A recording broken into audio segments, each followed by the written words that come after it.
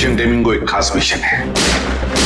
इस मिशन में हमारे अंडरकवर कॉप्स गैंगस्टर्स बनकर क्राइम सिंडिकेट्स में, गैंग्स में घुस गए हैं। और ये पैंट तुम्हें कहां से मिली? क्योंकि क्राइम स्पॉट पर मुझे तो ऐसी कोई पैंट नहीं मिली। सीआईडी के बेकसूर ऑफिसर्स मारे जा रहे हैं और आपकी मदद से हम उन्हें बचा सकते हैं। ये कैसे हो सकता है? दया का खून मेरी पैंट में। दया की जान खतरे में।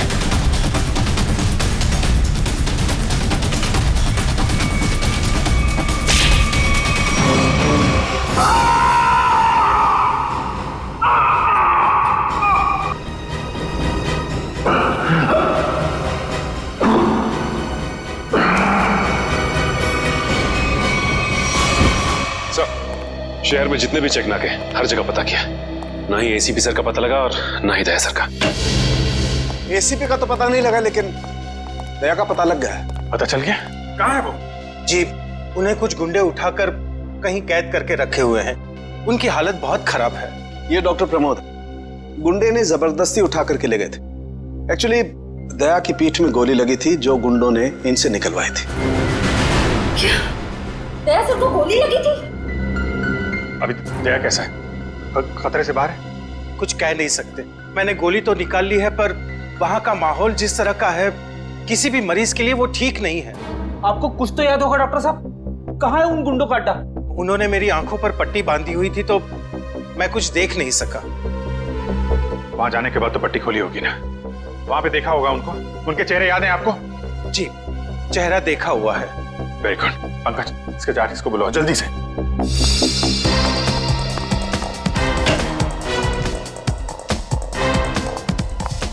अभिजीत, वो मैं तुमसे आए। सर, आप यहाँ पे? हाँ, मैं यहाँ पर। अच्छा तारिका, पेट पर जो ब्लड लगा था उसकी डीएनए रिपोर्ट आ गई? हाँ, हाँ। तो वही बताने आई होगी ना तुम अभिजीत सर को, या फिर तुमने पहले ही बता दिया होगा?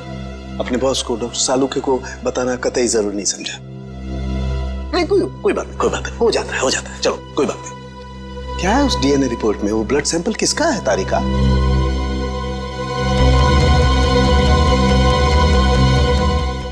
दया का।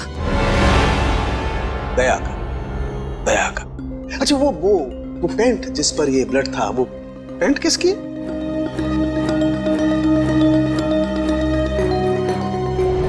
ये कैसे हो सकता है? दया का खून मेरी पैंट में। अभिजीत की। अब इतने दूर आए हैं तो ऐसे ही टाइम बेकार थोड़ी जाने दूंगी मैं। वाह बीवी जी वाह, इसे कहते हैं बहती गंगा में हाथ धोना।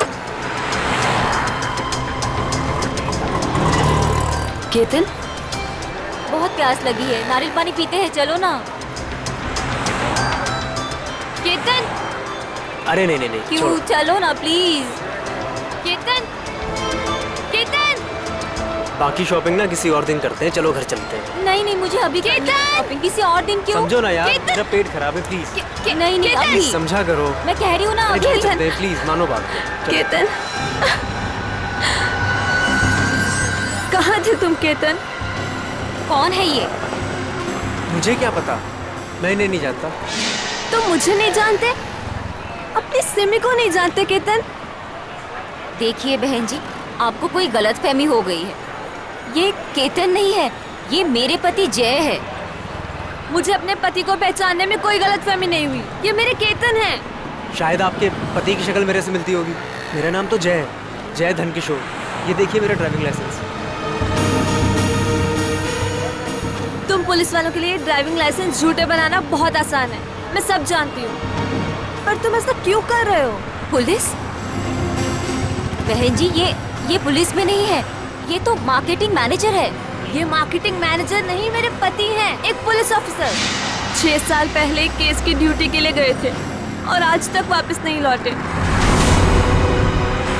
6 साल पहले? हाँ।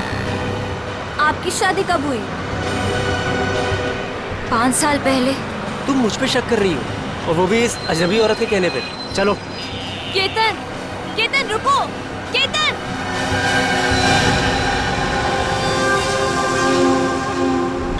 अभिजीत की पैंट पर दया का खून। 3 बार टेस्ट करवाया गया लेकिन नतीजा वही। और इसीलिए तुमने वो पैंट चुपचाप तारिका को दे दी, क्योंकि तुम्हें मालूम था कि उस पैंट पर दया का खून लगा हुआ है। अगर मुझे पता होता कि मेरी पैंट पे दया का खून है तो मैं उसे टेस्ट करने के लिए देता ही क्यों?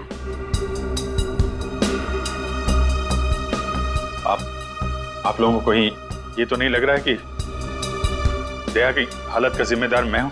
चलो ठीक है, मान लिया।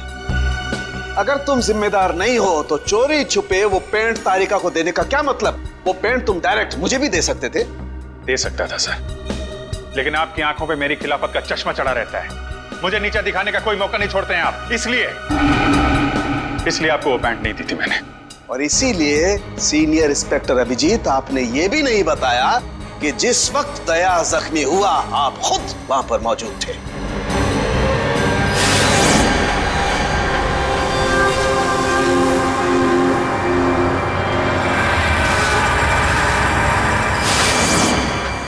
बता देता, अगर मुझे याद होता तो।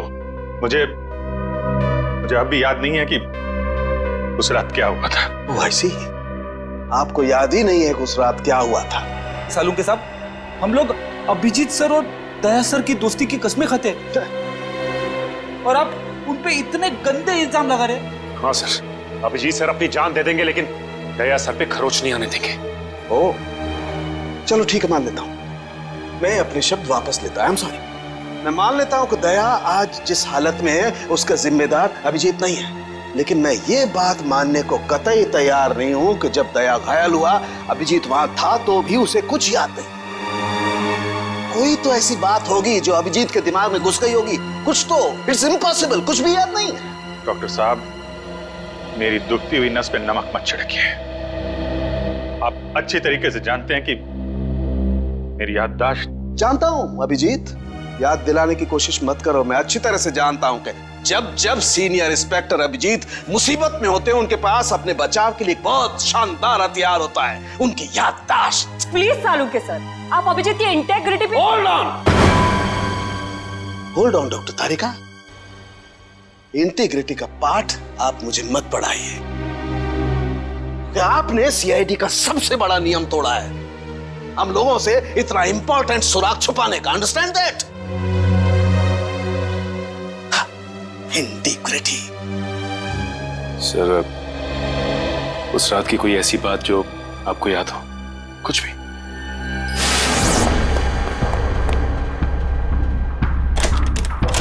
मैं तेजा के पीछे भाग रहा था, वो भाग के गाड़ी में बैठ गया। फिर किसी ने उसे गोली मार दी और गाड़ी से बाहर फेंक दिया।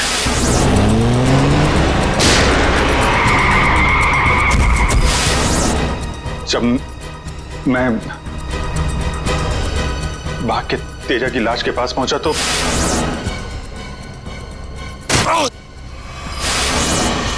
किसी ने मेरे गर्दन के पीछे कुछ सुई जैसी फिर मैं बेहोश हो गया। और दूसरे दिन जब आंख खुली तो मैंने पाया कि मैं एक सड़क के ऊपर गिरा पड़ा हूं। इस बीच क्या हुआ मुझे कुछ याद नहीं, मुझे कुछ याद नहीं। ठीक है, कोई बात नहीं। उस रात एग्जैक्टली क्या हुआ था ये पता चल जाएगा इस गोली के जरिए। वो गोली है जो दया की पीठ में से निकाली थी डॉक्टर प्रमोद ने, और इस गोली की बैलिस्टिक रिपोर्ट से पता चल जाएगा कि दरअसल ये गोली किसकी गन से चली है। Tarika, come with me. Doctor Pramod, एक मिनट। आपको स्केच बनवाने हैं और मुझे आपसे कुछ सवालों का जवाब चाहिए। जी, पूछिए। डॉक्टर साहब, आपको उन गुंडों ने कहां से किडनैप किया था? प्रताप नगर से। और फिर आपकी आंखों पे पट्टी बांधी थी? जी, और उसके बाद गाड़ी में बिठाकर उनके अड्डे तक लेकर गए। अड्डे तक पहुंचने में आपको कितना टाइम लगा होगा, कुछ याद है आपको? 40-45 मिनट। 40-45 मिनट। कितने बजे की बात है ये? रात के तकरीबन 10:30 बजे की। 10:30 बजे रात? उस वक्त तो प्रताप नगर में ज्यादा ट्रैफिक नहीं होता है, सड़कें खाली रहती है। श्रेया, शहर का मैप लेकर आओ और उन सभी जगहों की लिस्ट बनाओ जहां पे प्रताप नगर से 45 मिनट में पहुंचा जा सकता है। श्रेया, क्या बात है? शहर का मैप लेकर आओ जल्दी। सॉरी सर, मेरी तबीयत कुछ ठीक नहीं लग रही। एक्सक्यूज मी।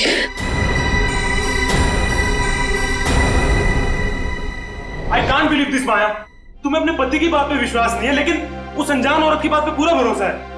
एक औरत दूसरी औरत की आंखों में झांककर देख सकती है कि वो सच कह रही है झूठ, और उसकी आंखों में सच्चाई नहीं, उसके आंसू झूठे नहीं थे। माया, उसने 2-4 आंसू क्या बहा दी, वो सच्ची हो गई, और मुझे रोना नहीं आता तो मैं झूठा हूँ। सच बताओ, बताओ सच की कितने बीवी है तुम्हारी, और बताओ मुझे जे। अरे मुझसे एक तो समझ नहीं रही, मैं और रख के क्या करूंगा? वो तो आज मेरा नसीब अच्छा था कि मार्केट में तुम्हारी पोल खुल गई, वरना जिंदगी भर मैं यही सोचती रहती कि तुम मुझसे प्यार करते हो। हाँ माया, ये बात सच है कि मैं सिर्फ तुमसे प्यार करता हूँ। माया, तुम बताते क्यों नहीं हो सच अपने बारे में, अपने अतीत के बारे में कुछ बताते क्यों नहीं हो मुझे? माया, सब कुछ तो तुम्हें पता है कि मेरा आगे पीछे कोई नहीं है, और तुम्हारे अलावा है कौन मेरा? और तुम्हारा काम पुलिस में हो या मार्केटिंग मैनेजर हो? मार्केटिंग? माया, सब झूठ। मुझे तुम्हारे ऑफिस जाना है, बस आई डोंट केयर, मुझे तुम्हारे ऑफिस जाना है। ठीक है, ऑफिस जाना है, मैं तुम्हें अगले हफ्ते अपने ऑफिस लेके चलूंगा। खुश? क्यों अगले हफ्ते क्यों? हाँ, कल क्यों नहीं? बल्कि मैं कहती हूँ कल नहीं, मुझे आज अभी इसी वक्त तुम्हारे ऑफिस जाना है। शक्की भी एक हाथ होती है यार।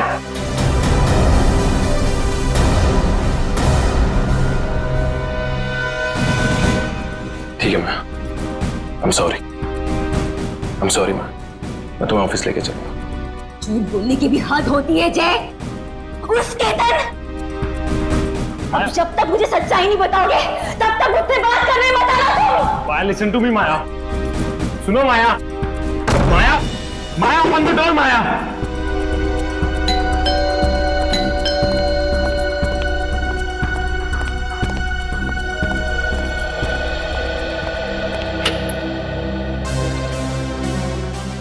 आप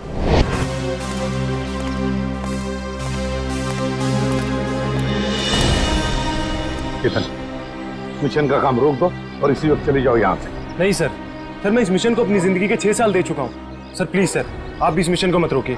सर मैं इसे पूरा करने के बहुत करीब हूँ। तुम समझते क्यों नहीं हो केतन? तुम्हारी जान को कितना बड़ा खतरा है पता है तुम्हें? और फिर मैं अपने और ऑफिसर्स की जिंदगी को कुर्बान नहीं कर सकता। 4 बजे मुझे गुलमोहर बस स्टॉप पे मिलो, एंड दैट्स एन ऑर्डर, समझे? Sir please sir please.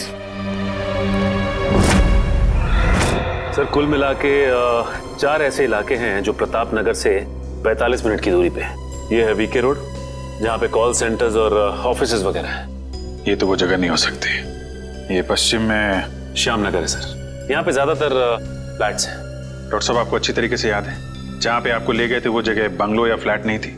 जी, खंडर जैसी कोई जगह थी। अब बचता है साउथ और ईस्ट। ये साउथ में चित्रकूट नगर है और ईस्ट में विद्याधर नगर। चित्रकूट नगर में तो बहुत सारी दुकानें वगैरह हैं, और विद्याधर नगर यहाँ पे बहुत सारे स्टूडियोज हैं, फिल्म की शूटिंग होती रहती है। अरे श्रेया, अब कैसी तबीयत है तुम्हारी? मैं ठीक हूँ सर, थैंक यू। श्रेया, चाहो तो तुम घर चली जाओ और आराम कर लो, तब तक हम लोग ये सब पता लगाते हैं। नहीं सर, जब तक दया सर और एसीपी सर का पता नहीं चल जाता मुझे चैन नहीं मिलेगा। ओके ठीक है, मतलब दया या तो विद्याधर नगर में है या फिर चित्रकूट नगर में है। डॉक्टर साहब, आपको जहां ले गए थे आसपास से कुछ आवाजें आ रही थी, आपने कुछ सुना था वहां पे? हाँ, एक गाना था जो बार बार सुनाई दे रहा था। ये कहिए कि हर आधे घंटे के बाद वही गाना बज रहा था। इसका मतलब आसपास कहीं फिल्म की शूटिंग चल रही थी, मतलब Vidyadhar Nagar. Vidyadhar Nagar, correct. Film studios वहीं पे है। ये पता लगाओ कि विद्याधर नगर में वो कौन सा स्टूडियो है जहां पे इस गाने की शूटिंग हो रही थी। उठ जाग मुसाफिर भोर भई, अब रहन कहाँ जो सोवत है। ओले ओले ओले ओले ओले दया बेटा, उठ जा उठ जा उठ जा उठ जा। सुबह हो गई, स्कूल जाने का टाइम हो गया। अच्छे बच्चे नहीं सोते, उठ जा उठ जा उठ जा। कौन हो तुम लोग? सीआईडी के दुश्मन और मुजरिमों के दोस्त। देखो देखो देखो देखो देखो देखो कैसे तड़प रहा है पिंजरे में बंद शेर की तरह। एक बार जंजीरें खोल दे, फिर देख तुम लोगों का क्या हाल करता हूं मैं। ना ना ना ना ना ना, हमें मरना है क्या शेर से पंगा लेके? अरे हम तो बस इतना बताने आए थे कि तुम्हारे साथ साथ अब तुम्हारी पूरी सीआईडी टीम का सर्वनाश होने वाला है। सर्वनाश। चुप!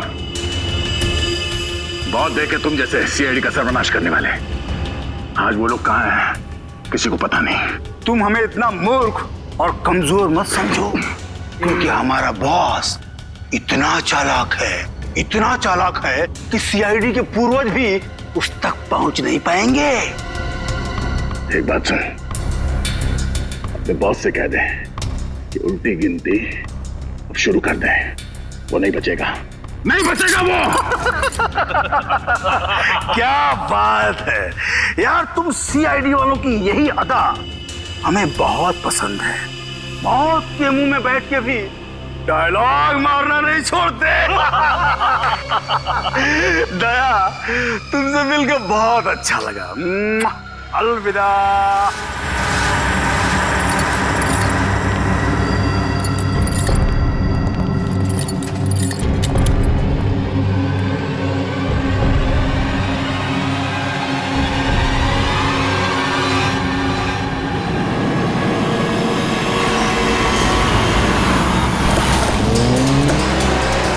चाय और प्यार व्यार गाने की शूटिंग इसी स्टूडियो में चल रही थी ना? सर, यही है वो विराज स्टूडियो। टैग को यहीं कहीं रखा गया होगा।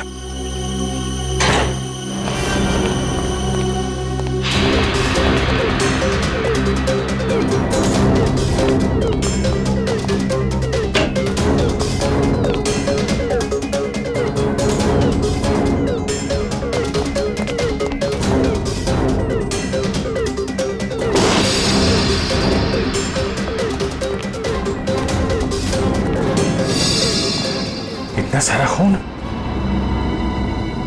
मतलब सर, दया सर यहीं पे थे? ये जंजीरें, इन जंजीरों से बांध के रखा गया था मेरे दोस्त को। एक बार ये भेड़िए मिल जाए। सर, ये चाय का ग्लास मिला है। चाय अभी तक गर्म है सर। चाय गर्म है, इसका मतलब वो लोग ज्यादा दूर नहीं गए होंगे।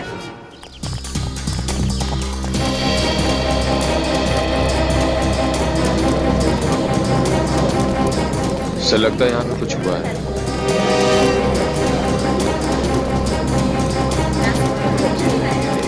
हटिए प्लीज, साइड दीजिए प्लीज। हम लोग सीआईडी से।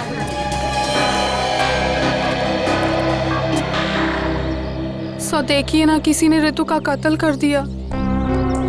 कैसे हुआ ये सब? पता नहीं सर, हम सब लोग तो शूटिंग में लगे हुए थे, तभी अचानक गोली चलने की आवाज सुनाई दी और यहाँ आकर देखा तो ऋतु की लाश। कितनी देर पहले चली गोली? सर यही कोई आधे घंटे पहले सर। सर हमने लोकल पुलिस को इन्फॉर्म कर दिया सर। ठीक, आप लोग थोड़ा पीछे चले जाइए, पीछे जाइए थोड़ा।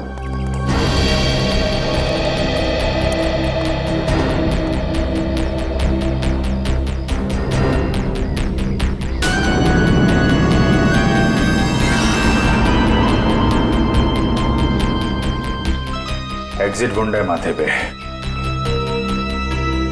गोली लगी होगी तो 2-3 सेकंड में बेचारी मर गई होगी। गोली लगी और आर पार। जरा चेक करो आसपास, देखो गोली इस डायरेक्शन में कहीं मिलती है क्या?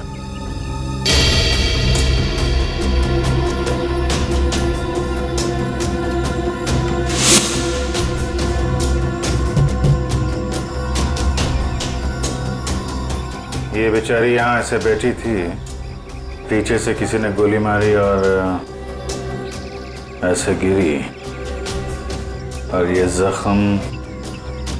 ये क्या चक्कर है?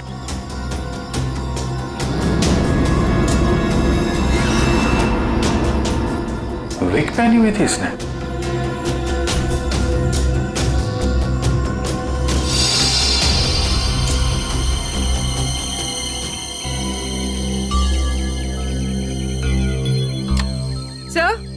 हाँ पूरी। गोली मिल गई। राइफल की गोली लगती है, रख लो इसे। ये विग पहनती थी क्या? जी नहीं सर, वो एक्चुअली मेरी हेयर ड्रेसर थी और मेरे विग्स वगैरह सब कुछ वही संभालती थी। जो विग उसने पहना है ना, वो मेरे नेक्स्ट सीन में यूज होने वाला था। रितु ने आपकी विग पहनी हुई थी? जी सर। दुष्यंत समझे, जब रितु को गोली मारी गई तो खूनी ने उसका चेहरा नहीं देखा, गोली पीछे से मारी गई है। और जब रितु को गोली लगी तब उसने इनका विग पहन रखा था। मतलब गोली पे रितु का नहीं, आपका नाम लिखा था। क्या? जी हाँ, आपकी जान खतरे में है। ये देखो, 0.338 कैलिबर की गोली है ये, जिससे रितु को मारा गया है, जो सिर्फ स्नाइपर राइफल से चलाई जा सकती है। तो सालू के साथ ये इसके सिर पे 2 लाल निशान क्या हैं? ये लाल निशान एंट्री और एग्जिट वुंड है। रितु की खोपड़ी में गोली यहां से घुसी और यहां से बाहर निकली। ये एग्जिट वुंड एंट्री वुंड से आधा इंच करीब नीचे है, मतलब गोली ऊपर से नीचे की तरफ आई है। जी हाँ, गोली रितु की खोपड़ी में यहां से घुसी और यहां से बाहर निकलकर सीधे वैनिटी वैन के फुटबोर्ड पे जाके अटक गई। और हमारे कैलकुलेशंस के हिसाब से गोली चली है यहां से, ऐसे। गोली लगभग 2-3 मंजिल की ऊंचाई से चलाई गई है। काफी कुछ पता लगा लिया सर आपने? हाँ, रितु के केस में तो मैंने काफी कुछ पता लगा लिया है।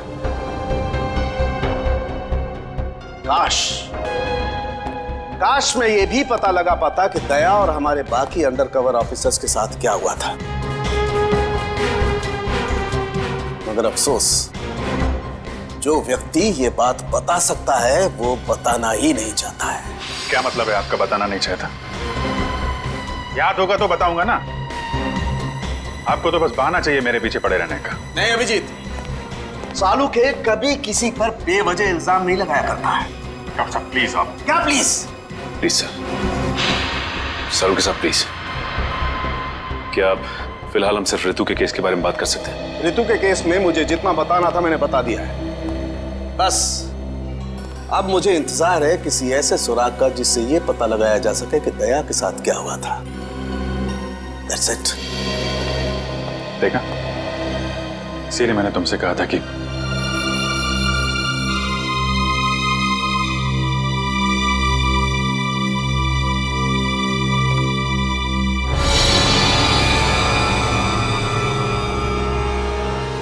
Sharp shooter.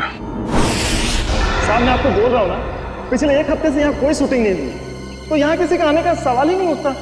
मतलब पिछले 1 हफ्ते से तुम्हारे अलावा स्टूडियो में कोई नहीं है? जी नहीं साहब। मतलब गोली तुमने चलाई? मैं गोली कैसे चला सकता हूँ? मुझे तो दिवाली के पटाखों से भी डर लगता है। तो फिर ठीक से सोच के बताओ, कोई ना कोई तो गया था दूसरे माले में। हाँ साहब, एक प्लम्बर आया था वो पाइप ठीक करने के लिए। दूसरे माले पे? जी हाँ। चलो जरा ऊपर चलिए।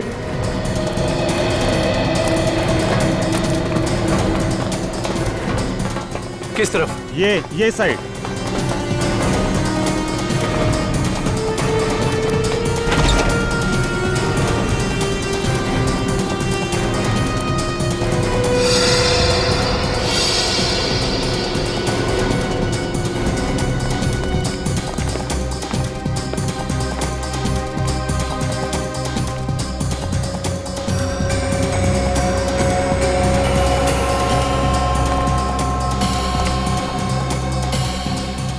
यहां से रितु वहां पे थी और शार्प शूटर ने गोली शायद यहां से चलाई होगी।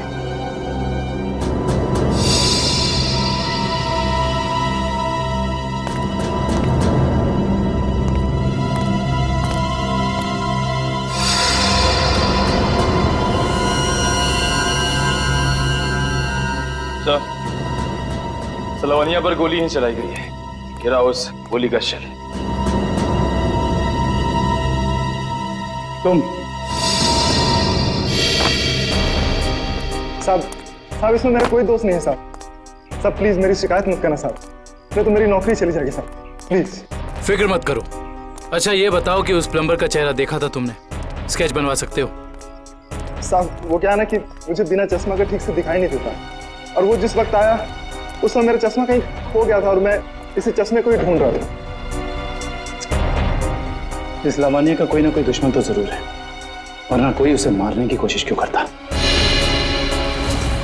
इस लावण्य की कुंडली निकाली है सर। इसकी किसी से कोई भी दुश्मनी नहीं थी। हाँ सर, उसकी फिल्में फ्लॉप हो रही थी, तो ऐसा भी नहीं था कि किसी दूसरी हीरोइन ने ईर्ष्या से या जलन से उसे मरवाने की कोशिश की हो। लावण्य ज्यादा अमीर भी नहीं थी, तो पैसों के लिए भी हमला होगा ऐसा लगता नहीं है। सर हो सकता है वाकई में ये गोली ऋतु के लिए चली हो, लावण्य के लिए नहीं। ऋतु के बारे में तुम लोगों ने इन्फॉर्मेशन निकाली है ना? हाँ सर, ऋतु की भी किसी से कोई दुश्मनी नहीं थी। कोई ना कोई तो ऐसी बात है जो हमारी निगाह से छुपी हुई है। लावण्य के बारे में जितने भी आर्टिकल्स वगैरह है ना, इनमें कोई ना कोई ऐसी बात हमें मिलेगी जो उस जानलेवा हमले से जुड़ी हुई है। सर ये 3 दिन पुराना पेपर है। इसमें न्यूज़ है कि लावण्य का सामान चोरी हुआ था ब्लू ईव रिजॉर्ट से। लावण्य के सामान की चोरी ब्लू ईव रिसॉर्ट?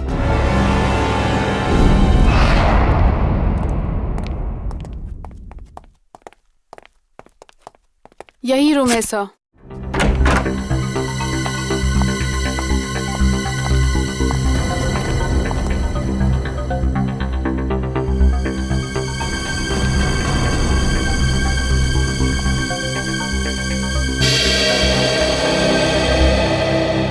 इसी कमरे से आपके सामान की चोरी हुई थी?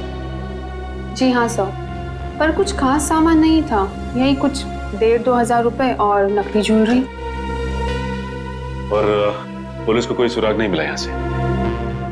नहीं सर। पर चोर अंदर आया कहाँ से होगा? खिड़की से, एसी डक्ट से, या फिर दरवाजे से आया था। पुलिस के मुताबिक उसने चाबी का इस्तेमाल किया था अंदर आने के लिए। और ये कमरे की चाबी किस किस के पास थी? एक मेरे पास और एक इन लोगों के पास। तो मतलब होटल के किसी अंदर वाले का भी काम हो सकता है ये? मैडम आप कैसी बातें कर रही है? 15 साल पुराना होटल है हमारा। हमने पूरी ईमानदारी और मेहनत से इसकी गुडविल बनाई है, और हमारे होटल का कोई आदमी ऐसा नहीं कर सकता। या तो ये काम किसी होटल वाले ने किया है, या फिर किसी बाहर वाले ने चाबी चुरा कर उसकी डुप्लीकेट चाबी बनवा ली है। और इन दोनों ही सिचुएशंस में आपका होटल जिम्मेदार है, समझे आप? रहने भी दीजिए ना सर, कहाँ इन छोटे मोटे सामान के लिए आप इन लोगों को परेशान कर रहे हो? लावण्य जी, हम ये पूरी कार्रवाई आपके सामान के लिए नहीं, बल्कि उस आदमी को पकड़ने के लिए कर रहे हैं जिससे आपकी जान को खतरा है। क्योंकि हमें लगता है इस चोरी का संबंध आपके ऊपर हुए जानलेवा हमले से हो सकता है। इसलिए जरा ठीक से याद करके बताइए, और कोई खास सामान या कोई कीमती चीज जो चोरी हुई थी? हाँ, मेरा तो नहीं, मगर मेरी हेयर ड्रेसर ऋतु का सामान चोरी हुआ था, और उसके बाद वो अचानक से उसका मूड खराब हो गया और वो बहुत रो रही थी। ऐसा क्या सामान चोरी हो गया उसका? एक अजीब सा शोपीस था। शोपीस? हाँ, मुझे भी हैरानी हो रही थी कि एक शोपीस के लिए वो इतने आंसू बहा रही है, और मैंने उसे कहा भी कि मैं एक नया शोपीस ला दूंगी उसके लिए, पर शायद वो शोपीस उसके लिए कीमती था। बहुत महंगा शोपीस था क्या? नहीं, चपोलिया बाजार में जो चाइनीज सामान की दुकान है ना, वहीं से लिया था। होगा कुछ 700-800 रुपए का। ट्रिपोलिया बाजार में चाइनीज सामान की दुकान?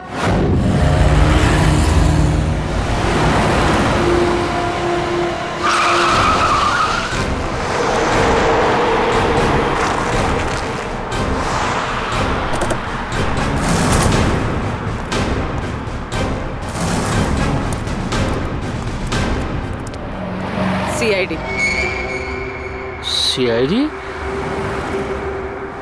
एक खून के सिलसिले में आपसे पूछताछ कर रहे हैं। खून?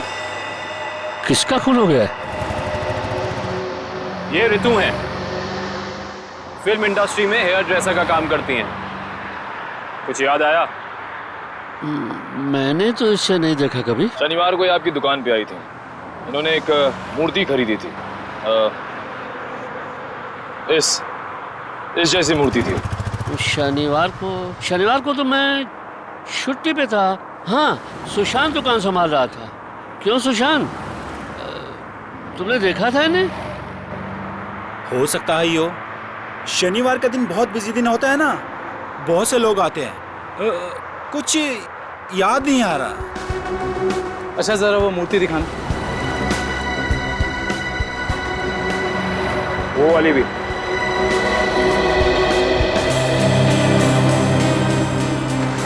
ऐसे और कितने पीसेस हैं आपकी दुकान पे? यही कोई 15-20 पीस होंगे। क्यों सुशांत? जी।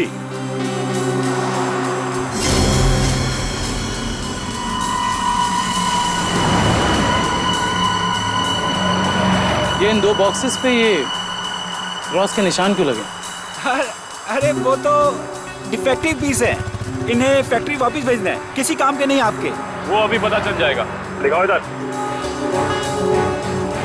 दिखाओ।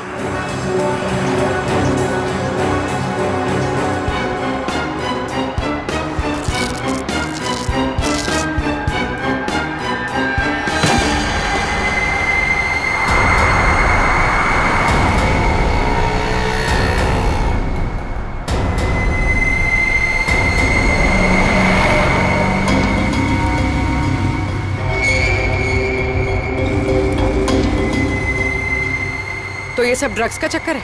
रितु को भी ऐसे ही शोपीस बेचा था? सुशांत, तुम मेरी दुकान में ड्रग्स का कारोबार कर रहे थे? बंद करो अपना ये नाटक, चलो अरेस्ट कर लो इन्हें। आइए सर, आपको गलतफहमी हुई है। मैंने कुछ नहीं आइए, किया। चलिए मेरे साथ, आइए आइए, हमें दूर करते हैं। सर, आपको गलतफहमी हुई है।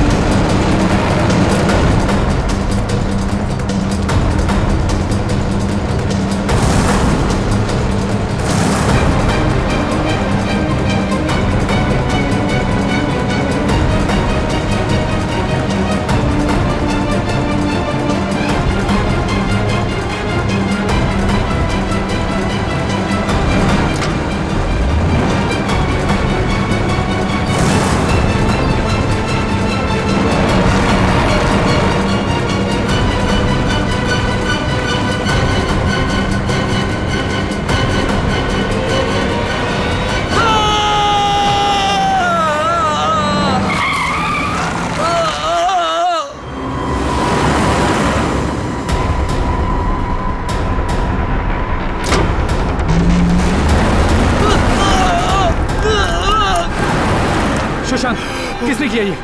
बोलो सुशांत, जवाब दो। हाँ बोलो, बोलो सुशांत, किसने किया ये? सुशांत,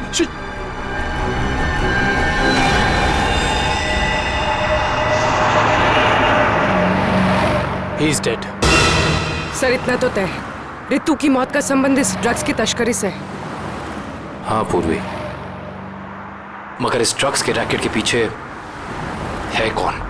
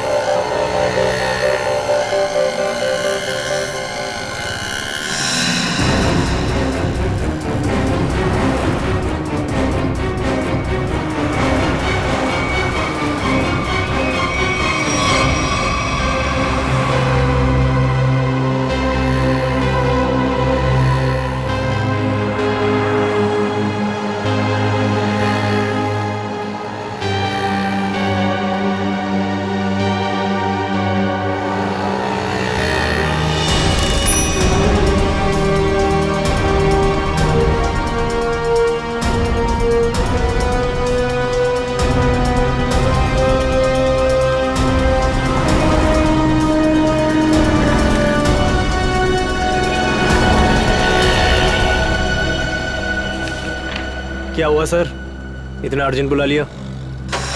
जय, तुम्हारी जान को खतरा है। तुम सब लोगों के बारे में किसी को पता चल गया है और वो एक एक करके मारे जा रहा है। ये कैसे हो सकता है सर? आखिर ये खबर खोली किसने? वही तो समझ में नहीं आ रहा है, वही तो पता लगाना है। तुम एक काम करो, इसमें भोपाल की टिकट है और 10,000 रुपये है। जल्दी से निकल लो यहां से, जाओ निकल लो जल्दी। जय, जय क्या हुआ? जय, जय,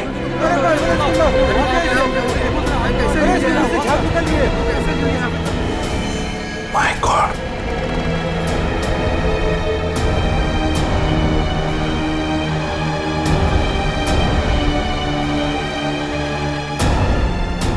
मेरा एक और अंडरकवर कॉप मर गया, एक और सीआईडी ऑफिसर मर गया और मैं उसे बचा नहीं पाया।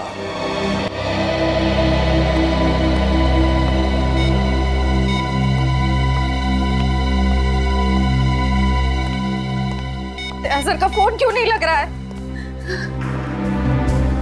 श्रेया, दया सर भी वापस आ जाएंगे जैसे अभिजीत सर वापस आ गए। सर कैसे वापस आ जाएंगे? हमें ये भी नहीं मालूम कि दया सर कहाँ है। सर ना दया सर का पता लग रहा है ना ही एसीपी सर का।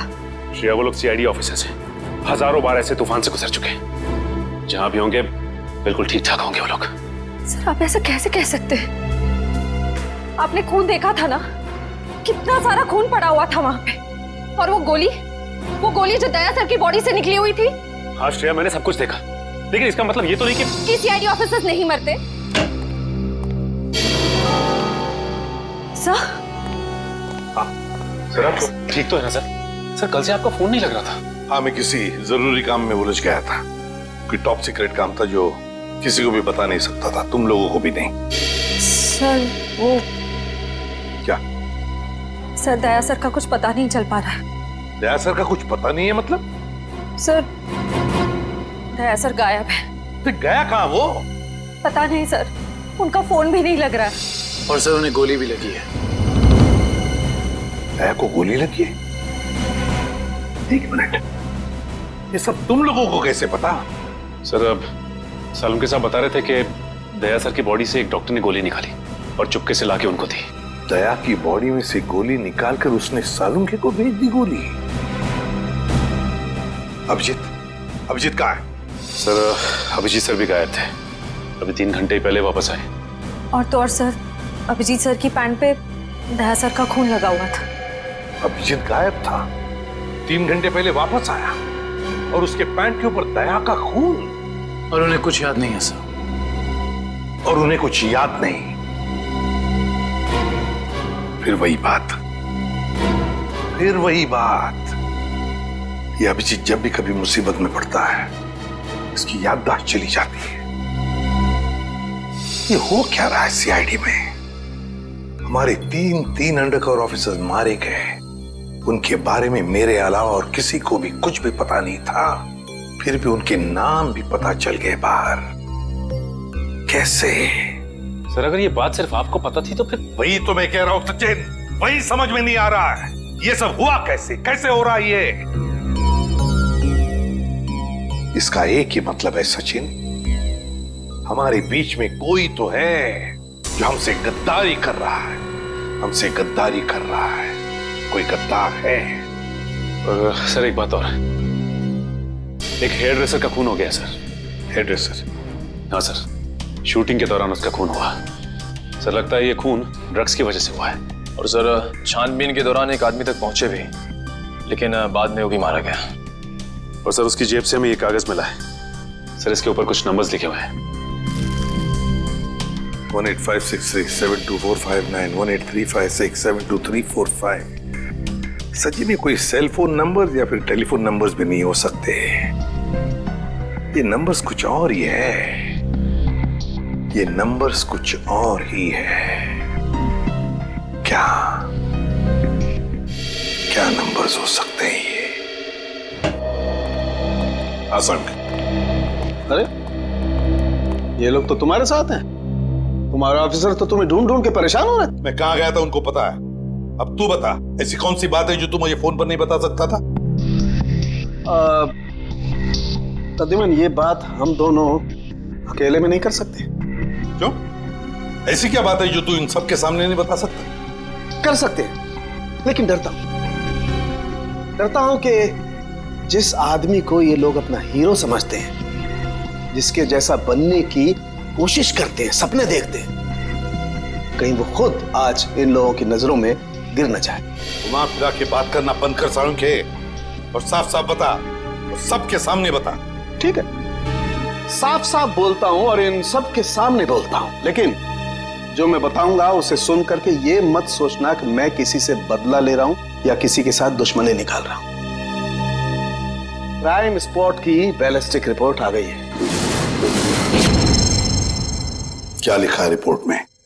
पहली गोली चली कल्लू पर, अभिजीत की गन से। हमारे अंडरकवर कॉप पर? जी हाँ, और इतना ही नहीं, दूसरी गोली लगी भीखू को, दया की गन से। नहीं, ऐसा नहीं हो सकता। अभिजीत और दया सर भीकू और कल्लू को इस तरह से कुर्सी पे बांध के गोली नहीं चला सकते सर। रेडे, बैलिस्टिक रिपोर्ट कभी झूठ नहीं बोलती है। और सबसे इंपॉर्टेंट रिपोर्ट, वो रिपोर्ट जिसकी वजह से मैं इन लोगों को बाहर जाने के लिए कह रहा था। अभिजीत का फोन है। अभिजीत, कहां हो तुम? अभी इसी वक्त फोरेंसिक लैब में चले आओ। Forensic lab? क्यों सर, क्या हुआ? अभिजीत, तुमने गोली चलाई कल्लू पर। कालू को गोली मैंने? सर, मैं एक बेसहारा पर गोली क्यों चलाऊंगा? अभिजीत, तुम अभी इसी वक्त फोरेंसिक लैब चले आओ, and that's an order. Sir, ये बात सुन के जितना धक्का आपको लगा है उतना मुझे भी लगा है। जब तक मैं ये पता नहीं कर लेता कि उस रात क्या हुआ था, मैं नहीं आऊंगा सर। तो क्या तुम मेरे खिलाफ जाओगे? सर, मैं आपके खिलाफ नहीं जा रहा हूं सर, वही कर रहा हूं जो आपने हमेशा सिखाया है, सीआईडी की ड्यूटी सर। अभिजीत, मना कर दी। आपके ऑनेस्ट, ब्रिलियंट, इंटेलिजेंट ऑफिसर ने आपका ऑर्डर मानने से मना कर दिया एसीपी साहब।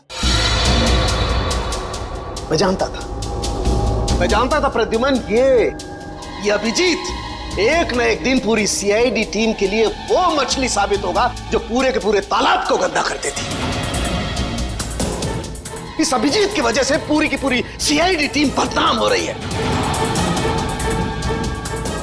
कलंक है ये अभिजीत, सीआईडी टीम पर एक बहुत बड़ा धब्बा है, कलंक। बस कीजिए सर, बस कीजिए। कितना भला बुरा बोलेंगे आप? मैं बस कर दूं? मैं तो बस कर दूंगा तारिका, लेकिन ये रिपोर्ट, इसका क्या करोगी? ये बस नहीं करेगी तारिका, ये बस नहीं करेगी बॉस। जानते हो इस रिपोर्ट में क्या है?